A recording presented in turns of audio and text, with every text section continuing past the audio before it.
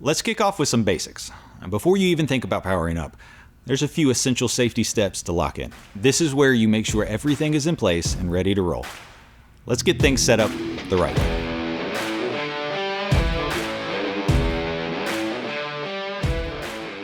Yeah, so once you get everything laid out, lay your hoses and everything out and you're fixing to operate, you want to make sure before you turn everything on, one, that people are clear from the QD panel where all your pressure and flow is going to be coming from, and that everything is, safe to operate and walk around.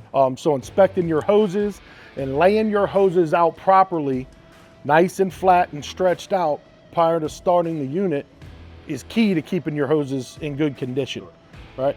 You want to eyeball, make sure you visually inspect your hoses before you start anything up.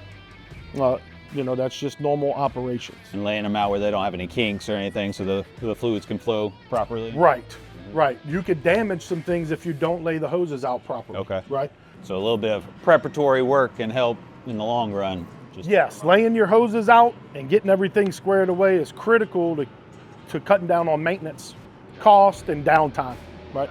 Hoses are the main thing that are going to see all of the, be stretched out around the job. There's rebar, all kind of different things that could damage your hoses. Make sure you're putting yourself in a good position. So the units, they have a hydraulic float switch in it. So leveling out the power unit, when you set it down and you're fixing to start operating, you want to make sure the power unit is as level as possible. So you said there's a safety mechanism. If it's not level enough, it's not going to start? No, sometimes it'll start. Okay. It depends on how you have it. So you really need to set it as level as possible so your fuel pickup, right? Your fuel pickup can pick up and function as it should, right? And you have a hydraulic float switch that's inside the tank. And if the oil is running away from that float switch, that will stop you from being able to turn the power unit on. So when you're wanting to start the unit, you want to make sure that your pendant control is in a safe place. Nobody's going to operate any functions at the time.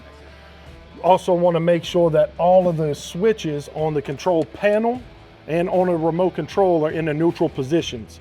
If it's like this, you're not going to power up the unit, it won't start, right? Everything has to be in a neutral position in order for you to start. That also includes the engine power switch. So that's how things should look when you go to start up the unit prior to operations.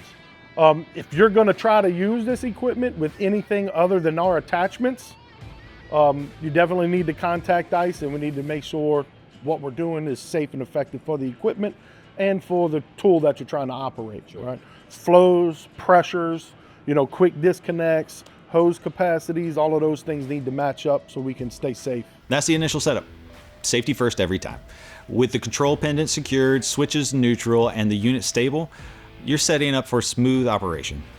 Now let's dive into the hydraulic checks.